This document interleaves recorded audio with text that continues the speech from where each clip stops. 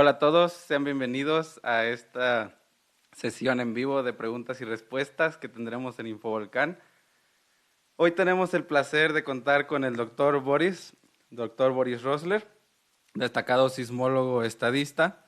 El doctor Rosler realizó su licenciatura en física en la Universidad de Colima del 2012 al 2016.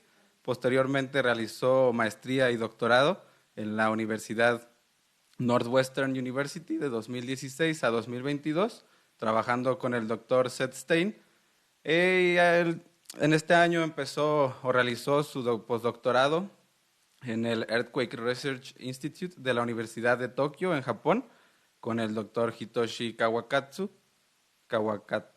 y actualmente se desarrolla como investigador en el CICESE, en Ensenada. Y como mencioné, su área de especialidad es la sismología estadística, que pues realmente es el tema que nos trae aquí justo para aclarar algunos de los mitos más comunes relacionados con los temblores. Eh, Bienvenido, doctor. Muchas gracias por estar aquí.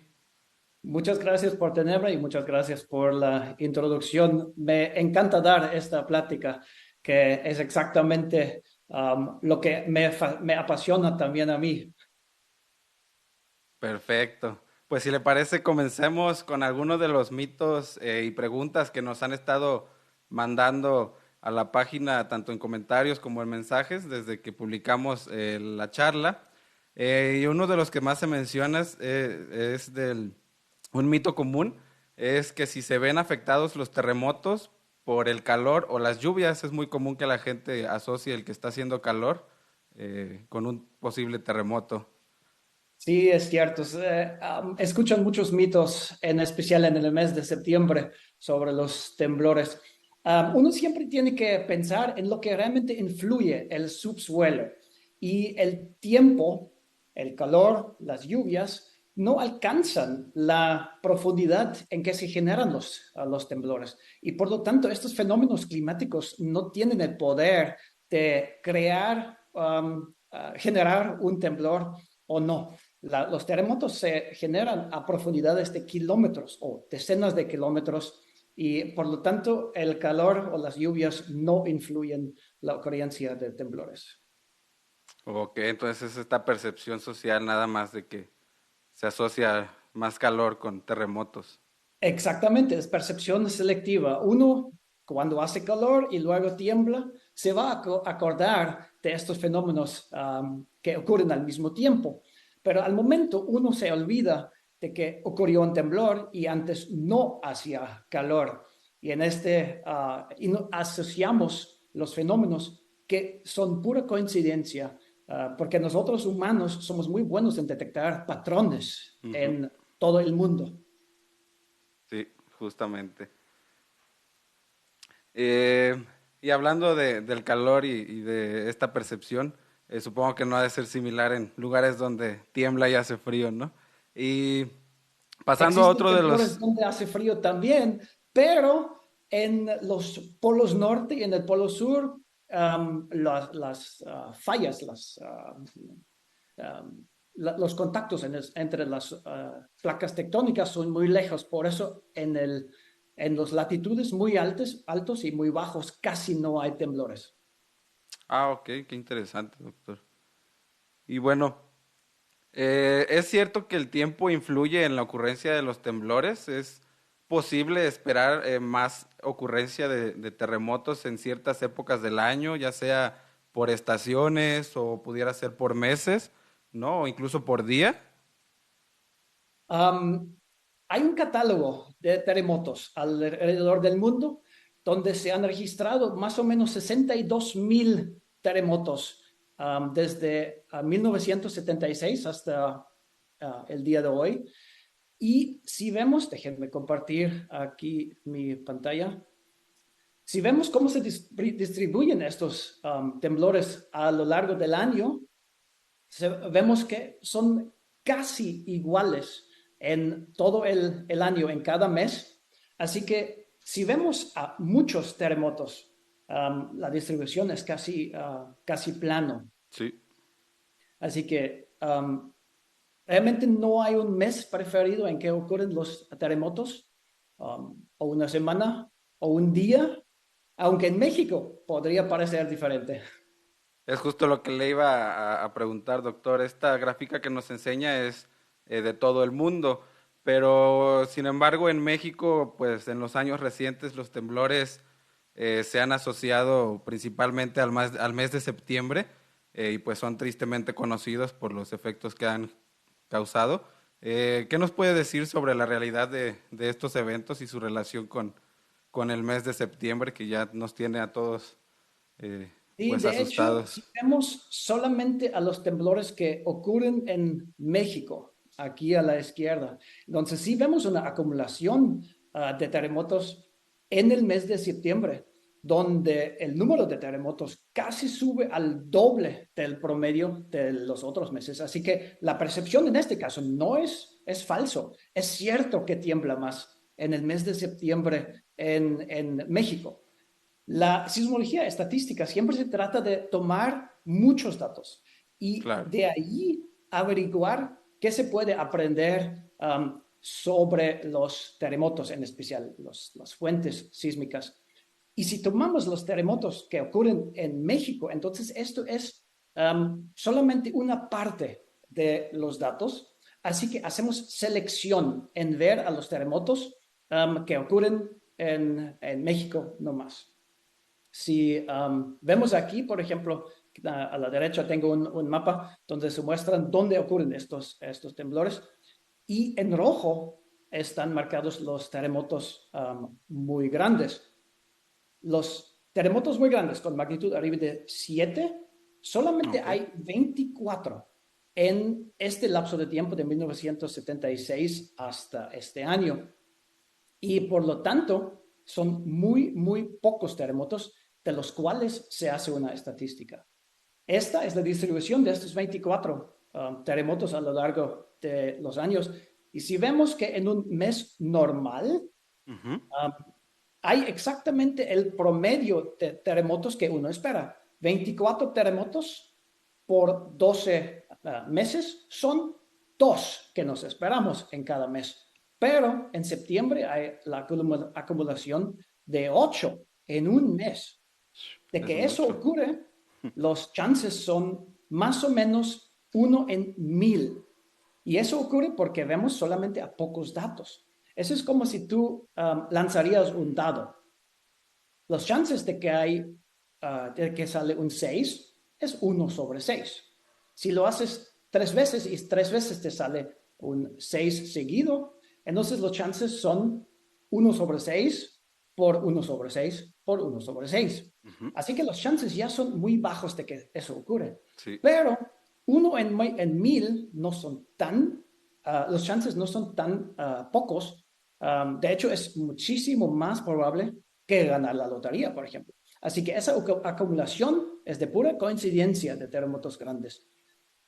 Pero sí suele ocurrir. Y en México tuvo la mala suerte que eso ocurre en septiembre. Y ahorita uno se va a preguntar por qué estoy mostrando solamente los terremotos grandes. El punto es que cada terremoto grande tiene réplicas y estas réplicas disminuyen con el tiempo. ok. De hecho, disminuyen rápidamente con el tiempo. Se llama ley de Omori y por lo tanto las réplicas se hacen preferidamente también en el mes de septiembre. Si Ok. quitamos Sí. estas posibles réplicas por la distancia a los terremotos grandes y por el tiempo que llevan después de los terremotos grandes, eso es la nueva distribución de terremotos de cualquier magnitud dentro de México. Aquí vemos que los 199 terremotos se redujeron a los 136. Sí. Así que estamos en un nivel donde exactamente hay la misma cantidad de terremotos en septiembre que en cualquier otro mes. Por lo tanto, la acumulación de los terremotos en septiembre es una consecuencia de que haya los temblores grandes en este mes. Y esto realmente ocurre de pura coincidencia. Ok. Y el hecho de que dos de los fuertes de los últimos años hayan caído el mismo día, ¿eso qué probabilidad hay? De hecho, estamos en un día donde tres de los terremotos grandes ocurrieron en septiembre 19, en 1985, 2017 y en el año pasado. Sí. De hecho, en un país que sí tiene temblores grandes en esa cantidad, la probabilidad más o menos de que caen tres al mismo día es alrededor de 3%. Así que eso es mucho más probable de lo que uno piensa. Y es el mismo fenómeno de que entre 23 personas que se encuentran en una sala, los chances de que dos cumplen años al mismo día es arriba de 50%. Así que aunque haya 365 días en el Ujú. año, solamente uno necesita 23 personas para tener chances más de 50% de que cumplen dos um, al mismo día. Ok, entonces es pura cuestión de estadística y probabilidad, porque andaba rondando en redes sociales una estadística de que era mucho, mucho menos probable el que ocurrieran el mismo día unos terremotos, muy Sí, diferente al 3% que menciona. desafortunadamente se producen muchas teorías de conspiración de gente que no sabe calcular probabilidades y por lo tanto, si calculan que los chances son uno en millón de que tres terremotos ocurren al mismo día, obviamente eso es tan poco probable que en realidad nunca va a pasar en nuestro tiempo de vida. Sí, totalmente. Ah, pues muy interesante lo que nos menciona de los terremotos en septiembre, doctor. Retomando alguno de los mitos que nos mandó la gente, o teorías en este caso, nos preguntan si hay alguna relación entre la posición de la Luna con la generación de sismos. ¿Hay alguna base científica para hacer estas afirmaciones? Si estamos hablando de las posiciones de la Luna y del Sol, necesitamos pensar en la gravedad que estos ejercen sobre la Tierra.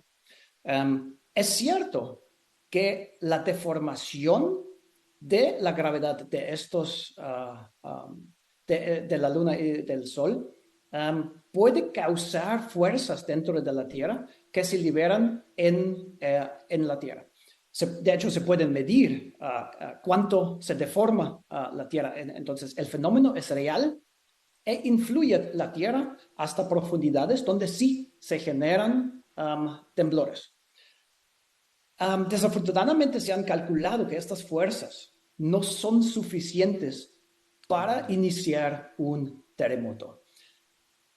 Sin embargo, si ahorita estamos otra vez viendo la estadística de temblores, se puede notar que en los tiempos donde las fuerzas de las mareas causadas por la luna y el sol son mayores que en otros tiempos.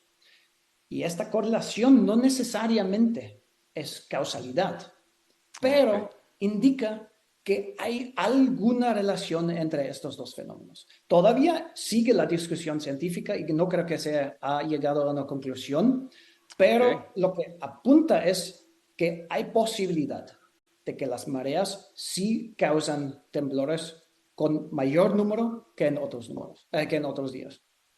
Ahora qué interesante. Ojalá se siga la investigación por ese lado y pronto se tenga más evidencia que sustente el que sí o que no y hasta qué punto no influyen, ¿no?, en la generación de sismos y de grandes terremotos, ¿no?, que es realmente lo que más nos preocupa. Y bueno, alguno de los otros mitos que nos preguntan, que nos comentaron en estos días, era sobre la presencia de fenómenos extraños previos o durante un terremoto, especialmente sobre ruidos. ¿Nos podría explicar si estos fenómenos están relacionados con los temblores? Sí, de hecho, yo pasé también por un temblor en Manzanillo cuando viví allá. Fue uno de 4,8 nomás, pero ocurrió muy cerca de la casa y se escuchó un fuerte ruido, un boom, cuando las ondas sísmicas llegaron a la casa. Entonces, justamente al momento que se movió la tierra, también ocurrió este sonido.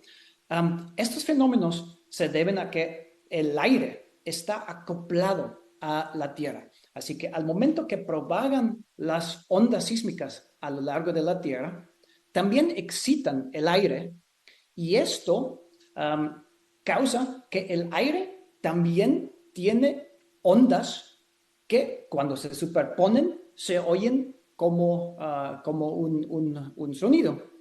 Es similar a cuando pasa un avión de los militares muy cerca, que se escuchan este boom. Y Ok. con los terremotos se hace igual. Así que son las ondas sísmicas que exciten el aire. Ok, entonces sí, sí ocurre este fenómeno y sí es Ujú. normal que se escuche. Sí. Oh, mire, qué interesante. Mucha gente lo toma como un mito nada más. Y bueno, el mito mayor de los sismos es si se pueden predecir o no. Hoy en día es posible predecir cuándo o dónde ocurrirá un temblor. Y de ser así, ¿cómo se hace esto? De hecho, hay un montón de mitos en el Internet ahorita sobre esto. Muchos charlatanes, Muchos. después de un terremoto grande, dicen que han predicho el terremoto. Te puedo decir con seguridad que no es así. Si alguien llega a predecir un temblor, es de pura coincidencia. Por el momento, no tenemos chance de accesar la Tierra um, y evaluar generan un temblor o no. Por la simple razón de que no podemos excavar un hoyo adentro de la tierra y ver qué tanto es la presión en a esta profundidad, la temperatura, cuál es la composición de la tierra, cuáles rocas hay, y en especial, qué tan liso o no es la superficie de la falla que se tiene que, donde se tiene que liberar la energía que se acumuló en la fricción. Así que todos estos parámetros que influyen cuando un terremoto ocurre o no, no podemos accesar. Por lo tanto, no hay manera de predecir un terremoto. Lo que sí podemos hacer es calcular la probabilidad de que ocurre un terremoto en los próximos 5, 10, 20 años. Otra vez se hace por medio de estadística, pero tampoco se pueden evaluar en qué día, en qué semana o exactamente en qué mes ocurren. Esto son procesos muy pequeños que inician un terremoto y por lo tanto es casi al azar cuando se inicia este proceso de la ruptura. Ok. Entonces no hay que hacerle caso a los eh, que rondan por redes afirmando predecir en qué lugar, a qué hora y de qué magnitud va a ocurrir un terremoto. Exacto, la mayoría de estas predicciones se basa en áreas donde normalmente también ocurren terremotos, así que no tiene ningún valor de predecir de que ocurra un temblor de cierta magnitud en cierta área, donde uno los espera de todos modos. Ok, perfecto, muy interesante. Y bueno, me gustaría ver si hay algunas preguntas en el chat, si no podemos continuar con algunas de las que nos estuvieron mandando en estos días. Parece que por el momento no hay dudas en el chat. Entonces me gustaría preguntarle, antes de concluir con las preguntas que nos mandaron previamente, si nos pudiera proporcionar algunos consejos sobre cómo la población debe estar preparada ante un probable terremoto, eh, en su experiencia. Antes de contestar la pregunta, déjame hacer un comentario sobre el país de México, porque México ha aprendido muchísimo de los temblores de 1985 en particular y otros grandes que ocurrieron en el país y se han establecido y enforzado los códigos de construcción tal que cuando ocurre un terremoto arriba de 7, casi ya no hay muertos en el país porque las casas son tan bien construidas de que pueden resistir al al movimiento de la tierra. Así que Ok, realmente México está haciendo un gran esfuerzo de minimizar el riesgo para la población. qué bueno. Si, por ejemplo, comparamos los muertos que ha habido en el año pasado con el temblor de 7.7 en 2022, los muertos ni han alcanzado 10 personas, mientras un temblor mucho menos grande, de 6.8 en Marruecos, hace una semana causó Sí, ya 10,000 muertos. Y eso se debe a que las casas no estaban bien construidas en este país africano. ok, Para prepararse a un terremoto, siempre es bueno tener algunas pequeñas cosas listas, de tal manera que si ocurre un sismo, no nos cuesta mucho, pero nos puede salvar la vida. Siempre se habla, por ejemplo, de la mochila de emergencia, donde se juntan los documentos más importantes, un poco de agua, una linterna tal vez, algo de comer y o, algo para poder atraer la atención de personas de que en el caso de que se derrumbe la casa, puedes hacerte notado por ok. los equipos de emergencia. Esto cada quien de nosotros puede tener en la casa. Aquí en Ensenada el riesgo no es tan grande, pero cerca de la costa de Jalisco, Colima, Michoacán, Guerrero y Oaxaca, ahí es otra cosa. Tal vez sí vale la pena de tener una mochila lista, no solamente en el mes de septiembre, pero también en otros. Sí, es lo que me preguntaban luego familiares o amigos, me preguntaban de que, oye, ¿qué podemos hacer? Pues yo les decía, pues realmente prepararse porque hay que hacerse a la realidad de que pues se vive en una zona altamente sísmica, ¿no? Exactamente, sí. Ahorita que ya tenemos la estadística de dónde ocurren los sismos, uno puede realmente distinguir entre las zonas que no tienen un gran riesgo y los otros que donde sí se esperan los terremotos grandes, porque al fin no es gestión de que sí iba a ocurrir un temblor en la costa pacífica de México, es la pregunta ¿cuándo? Exactamente. Porque de que va a ocurrir, ¿no? Un terremoto. Exactamente, sí. Ok, pues creo que con eso cubrimos la mayoría de mitos que nos mandó la comunidad de Infovolcán y no tenemos preguntas en el chat, al parecer todo quedó muy claro, la verdad nos explicó muy bien las estadísticas, muchísimas gracias A y pues ustedes. si no hay más preguntas, le agradecemos sinceramente al doctor Boris Rosler por compartir su conocimiento y ayudarnos a desmitificar pues algunos de de las creencias erróneas que se tienen sobre los sismos o en este caso percepciones que concuerdan con la realidad. Eh, la información que nos ha proporcionado es invaluable para nuestros seguidores, a los que también les quiero agradecer mucho por seguirnos en la página. Si les gustan este tipo de videos en vivo, háganoslo saber con un like. Y bueno, le volvemos a agradecer su visita, mucho su tiempo y experiencia y esperemos tenerlo de vuelta aquí en Infovolcán. Muchas gracias por tenerme. Muchas gracias.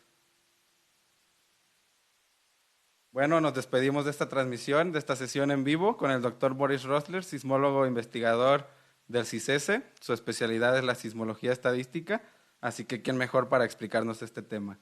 Muchísimas gracias a todos por vernos y nos vemos hasta el próximo en vivo. Hasta luego.